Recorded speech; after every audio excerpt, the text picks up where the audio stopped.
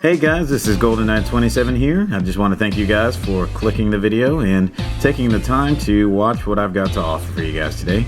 So today, the deck that I'm bringing for you guys is going to be Endymion the Master Magician, and that is going to be compiled of cards that are featured in the Spellcaster's command structure deck. Plus, I've added in a few cards of my own just to make this deck, played the way that I like to play it. So I know some of my viewers probably think that I cater to casual fans a lot, and if that is the case, if that's what you believe, you are indeed right. Reason being is I do play the meta, and I know there are people out there that don't want to play the meta.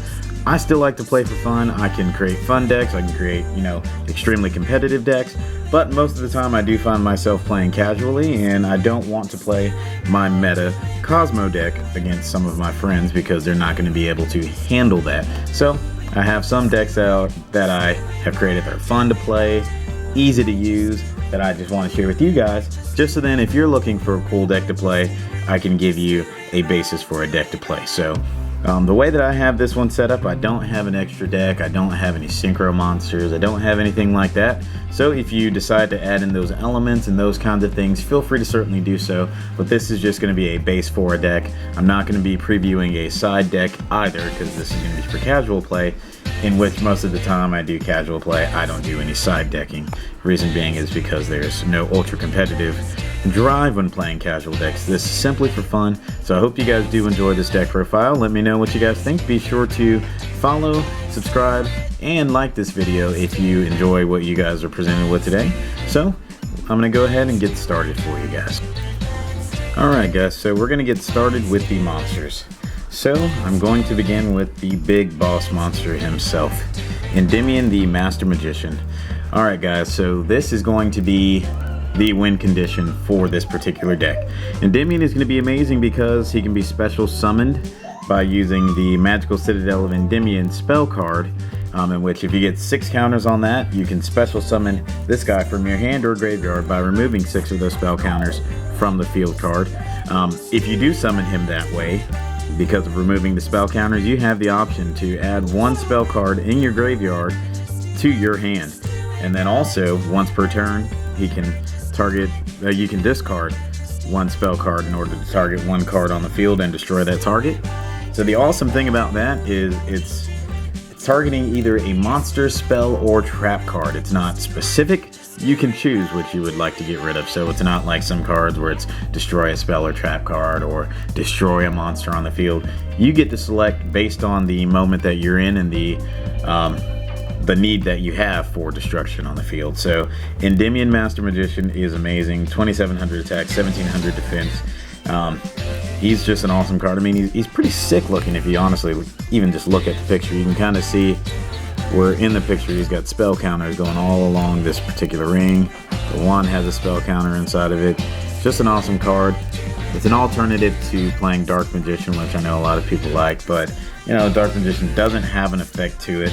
Endymion, he has his own built-in awesomeness. So 3 of those, that is your win condition, is getting that guy out on the field, okay? So the next card is going to help expedite getting him onto the field, and that's going to be Magical Plant Mandrake. So this card is excellent. It's a flip effect card, and its effect reads, place 1 spell counter on each face-up card on the field that you can place a spell counter on. So that can be monsters that have spell counters, that can be trap cards that have spell counters, that can be spell cards that have spell counters on it, field cards that have spell counters. It does not discriminate. So that is an excellent card to have in there. I run 3 of them just because this effect of having all cards that can have spell counters put on it is amazing. Does not discriminate. I love it. Next, going to be Apprentice Magician. I run 3 copies of that. So she's got a similar effect to the last card, except for she puts 1 spell counter on a card that can take a spell counter when she's summoned. Doesn't say normal or special, it just says when this card is summoned. You can place 1 spell counter on that target. Also, cool thing about her is if she's destroyed by battle, she replaces herself with a level 2 or lower Spellcaster monster from your deck into face down defense position. And the previous card, the Mandrake, is a level 2, so if you lose her, guess what? You get to place a Mandrake face down defense position, and as soon as it's flipped, you're getting even more spell counters. So this card plays a part in expediting getting Endymion out as well. And so the only other card that I run 3 of in this deck, well, as far as the monsters, is going to be Breaker the Magical Warrior.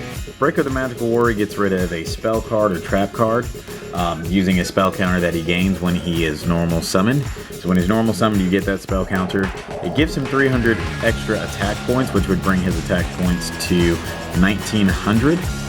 And you have that option of removing that spell counter. You just sacrifice those 300 points in order to destroy 1 spell or trap card on the field. Awesome thing about it is he can be that 1900 beat stick monster if you want, or you can remove that counter and you can make him your own built-in mystical space typhoon. So it's kind of like having 2 cards in 1 card. Next group of cards are going to be 2-ofs. So we're going to play 2 Royal Magical Library. The reason I play this card as a 2-of versus a 3-of is because 3-of in this deck, it might get a little cloggy. 2-of I like. Reason being, high defense monster. It's an excellent stall card just to get out your Endymion. 2000 defenses, that's nothing to laugh at. Unless if your opponent is pumping out monsters very fast. But this deck can move fast if played the right way. But if you need some time, Royal Magical Library will buy you that time. Plus, its effect is each time that a spell card is activated, place 1 spell counter on this card. When that spell card resolves, you can remove 3 spell counters from this card, draw 1 card. So it's a draw engine, it's a high defense monster, and it is a spellcaster, which kind of works for this deck. You'll see pretty much every monster in this deck is going to be a spell counter. I mean a spellcaster, not a spell counter, but a spellcaster. Alright, next one, Dark Red Enchanter. I love running this card as a 2-of just because he's a decent level 6 monster. When he is normal summoned, you can put spell counters on him, a total of 2 of each. And each time a spell card is activated, he gains a spell counter in addition to the ones that he already has. And for each spell counter, he gains 300 attack for each spell counter that he has. And then once per turn, you can remove 2 spellcasters from him and discard 1 random card from your opponent's hand. So doing that, being able to control your opponent's hand, that is always nice, because if you can get to their cards while they're in their hand, that prevents them from using them. Hopefully you're, getting those spell and trap cards and sending them to the graveyard before your opponent has an opportunity to use them. Next card, another decent strong monster, Magical Marionette. Magical Marionette, I like it too because she starts out with 2000 attack. This one also is going to use spell counters to gain power, so each time a spell card is activated, place 1 spell counter on this card. When that spell card resolves, this card gains 200 attack for each spell counter on it. Then you can remove 2 spell counters from this card, target 1 monster on the field, and destroy it. So this one also has destruction built into it as well, where the Dark Red Enchanter, he's got hand control. This one has field destruction on it, so it's an excellent addition to the deck. I like it. There was one time I got this guy up to almost 5,000 attack just based on spell counters and then some of the equipped spell cards that I've kind of got in this deck. So the next one is going to be one of my favorite cards. You don't really see this one getting played a lot, but I dig it. I like him, and that is going to be Old Vindictive Magician. So, he is a spellcaster flip monster. He's also a target for Magician's Apprentice, guys, because he is a level 2 spellcaster. So his flip effect is target 1 monster your opponent controls and destroy that target. So it gives us some field destruction, gets rid of some of those pesky monsters that your opponent controls. So I like having 2 of him in the deck. 3 of them, it might work, but I don't really care for it. It's going to slow down the deck just a little bit if you've got to wait for this one to get flipped over to destroy a card, where some of the other monsters can destroy a card without having to be flipped. So 2 of this guy, you could try 3, that's up to you, but 2 of him is perfect for me. Alright guys, so we're gonna go ahead and get on to the spell cards. Oops, I moved the mat there a little bit. Alright guys, so for the spell cards, before I go any further, The quantities of this next card that I'm about to play are going to be completely up to you. This is what I have found to work for me. So, I'm going to play this guy. That's 2 Magical Citadel of Endymion.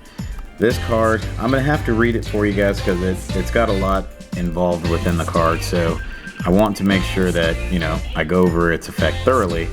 So then there's no confusion of what it does. So I'm going to read it verbatim, okay?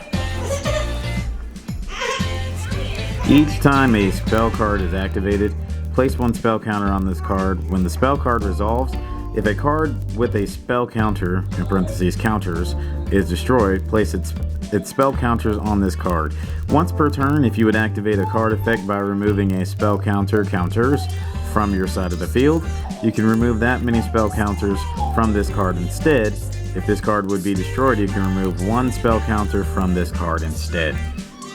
Alright guys, so just to kind of sum that up so that you can take all that in, is if you're playing a spell card, this gets a spell counter on it. If your monsters that have spell counters on the field get destroyed while they have spell counters on it, this card gets to gain those counters. And then also, once per turn, if you want to activate the effect of one of your monsters that needs to remove a spell counter in order to use its effect, you can use the spell counters that this card has in order to activate that one's effect, so then you're not losing those spell counters on the monsters. So say Dark Red Enchanter or Magical Marionette, where, you know, they gain attack by the amount of spell counters that they have, but they have really awesome effects. Use the spell counters from this guy and your monsters get to keep their attack, and then you're not using up those spell counters on that card. And then this card has its own self-protection built into it. So if this card were to be destroyed and removed from the field, you can just take off one of the spell counters from this card in order to do so. So the reason why I don't play 3 is because that built-in protection of the Magical Citadel of Endymion, where I can just remove a spell counter to keep it from being destroyed. And plus 3 can be cloggy, because if it ends up in your hand, if you draw one of these while you've got Magical Citadel of Endymion already on the field, then, you know, you've got an extra one sitting in your hand. I know you want to see it quickly, so therefore, you know, I play a Terraforming in addition to the 2 that I already have. Reason why it's not a 3rd one and there's Terraforming instead is because when I play Terraforming, say if I've already got a Magical Citadel of Endymion on the field, Terraforming is going to allow me to still put a spell counter on the Magical Citadel of Endymion, because I played a spell card where if I just drew Magical Citadel of Endymion, I'm not going to gain anything for adding that into my hand. So Terraforming in place of the 3rd Magical Citadel of Endymion.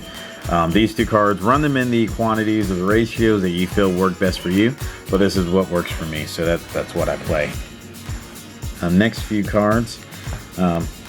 This one you could possibly run at 3, but it's a little cloggy for me. I don't really care for it at 3, so it's at 2. You'll see that there's not many cards in the Spell and Trap card lineup that are going to be more than 2. So this one is going to be Spell Power Grasp. This one allows you to place a spell counter onto one card that has a counter ability on it on the field. So you add 1 to it, and then it searches another copy of itself. So when you play 1 Spell Power Grasp, you get to add 1 Spell Power Grasp from your deck to your hand.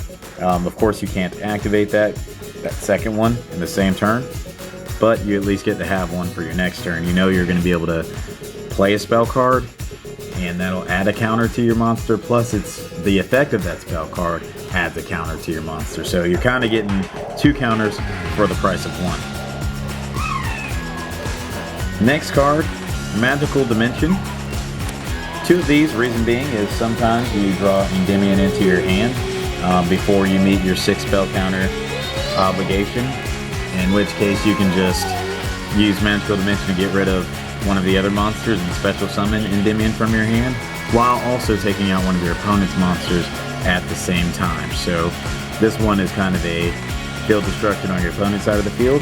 This one allows you to get out Endymion or one of the other higher attack level monsters from your hand out a little bit sooner, and it's a special summon versus a normal summon, so then you can still normal summon during your turn. So love this card. I liked it at 3, but I prefer to run it at 2, honestly, because you don't want this deck to lose consistency. Because say if I end up with 2 or 3 magical dimensions in my hand and no monster to sub out for, what am I going to do? You know, it's a wasted space. So 2 of those. Next, 2 mage power. This one is awesome. 1, because it's a spell card, so when you play it, your monsters that can take spell counters are going to gain a spell counter on it. And this at 2 is amazing because the equipped monster gains 500 attack and defense for each spell or trap card that you control on your side of the field. That also includes itself, so 500 for playing it, and then an additional 500 for other spell and trap cards you've got on the field. It's an excellent card. It's a spell card.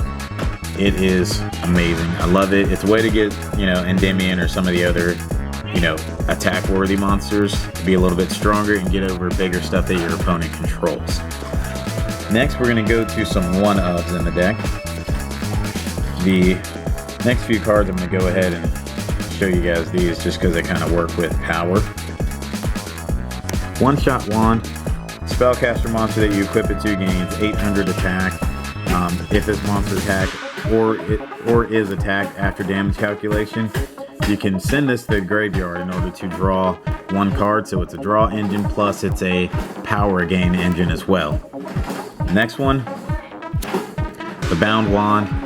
This one also equips a spellcaster monster, and that monster will gain 100 attack per its level. So if it's a 4-star monster, it's going to gain 400 attack. And then also, if that monster is destroyed and sent to the graveyard, when this card goes to the graveyard with it, you can special summon that monster that you just lost, which is amazing. So you lose a monster, it comes right back. So if that monster, say, had counters on it, and those counters got moved to the magical citadel of Endymion, you're getting that monster back the next turn, and you're not too upset about it. Next, enemy controller. Just because it gives you the option of putting your opponent's monster into a different battle position than it currently is in, which you'll see will come handy in this deck when playing it. Another similar one, Book of Moon, puts 1 monster on the field in the face down defense position. So you can either use that on your opponent's monsters just to prevent them from attacking your monster to buy you some time, or you can do it on one of those flip monsters that you control, put it back into face down defense position, and then that gives you the option to flip it again and use its effect a second time. Next, diffusion wave motion. You probably see this more in the Yugioh or Dark Magician builds of decks, but I like it in this particular deck just because Endymion, he is a level 7 spellcaster, so you pay 1,000 life points, and then he has the option to attack all monsters your opponent controls, and they're not able to activate their effects when they're destroyed by him. So say if your opponent has a flip monster, a monster whose effect activates when it's destroyed, this prevents it from getting that effect off. You could possibly run 2 of these. I like it at 1. When I draw it, I usually have, you know, pretty much already had the game kind of won at that point, so I'll just go ahead and use it to finish off my opponent and then get at their life points a little bit quicker with a different monster. Next card is a card that I don't know why it doesn't see a lot of play. Well, I mean, I get it in the meta, but in casual decks, this card is amazing, and that is Gold Sarcophagus. Gold Sarcophagus, this lets you search any card in the deck that you desire. So you banish a card, and then you get to, after 2 of your standby phases, add that card to your hand. So this can search out any of the field cards, any of the spell cards, trap cards, monster cards, whatever you want. You do have to wait 2 turns for it, but you know in 2 turns that you're going to get that monster. So this card is excellent. I love running it in this deck just because it is, it just helps with consistency. It lets me get what I want when I want it. So it could be a second terraform for me, or it could be something else. Alright guys, so we're going to move on to the trap cards next. As you can already probably tell, there's a lot of spell cards in here, so there's probably not going to be very many traps. So we'll go ahead and get started with those.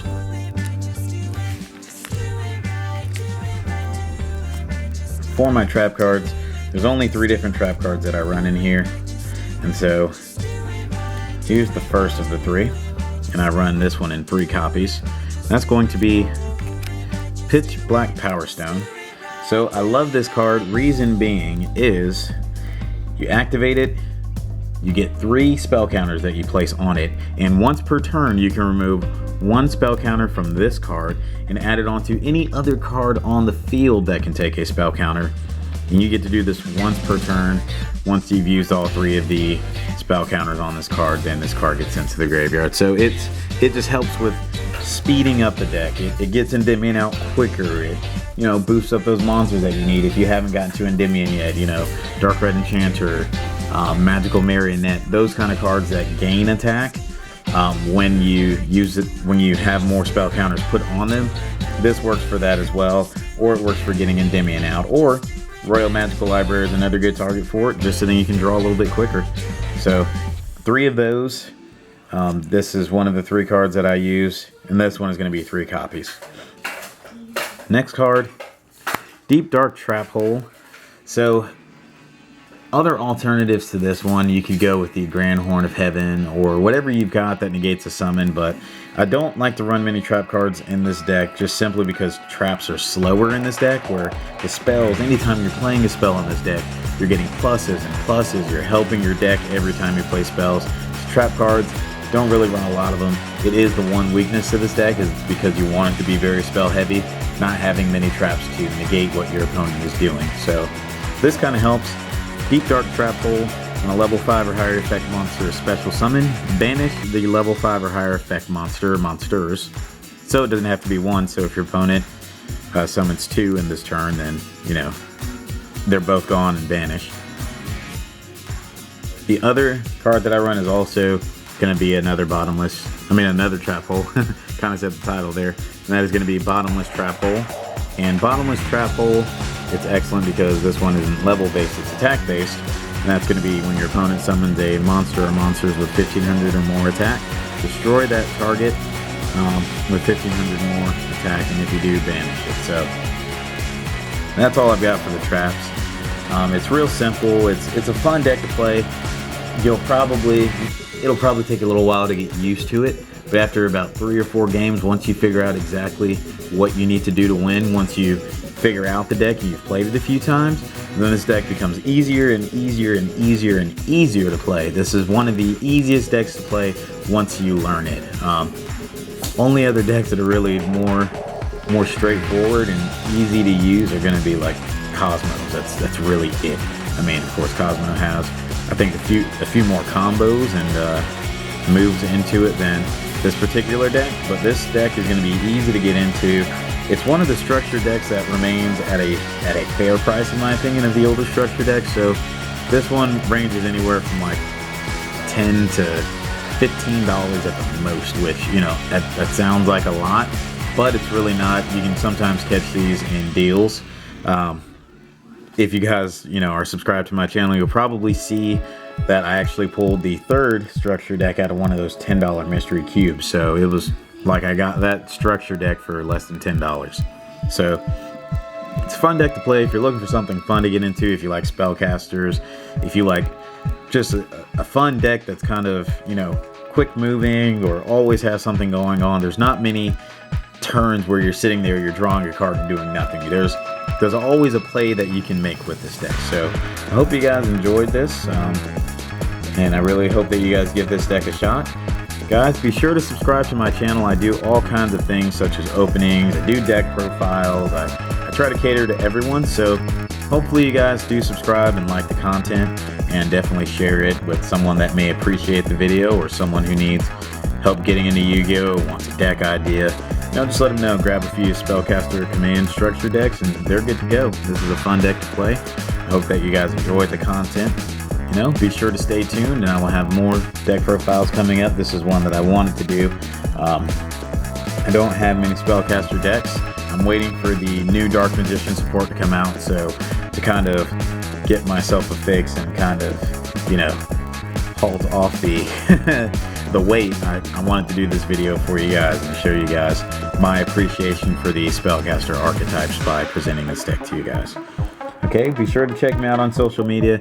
Check me out on the Yu-Gi-Oh! Duel Amino app. It's fun, it's interactive. I like to be on the app frequently whenever I've got time in between, whenever I get break time at work or on my days off at home. I'll be there, guys. So communicate with me there. Communicate with me on Google Plus in the Yu-Gi-Oh! Realm community on Google Plus.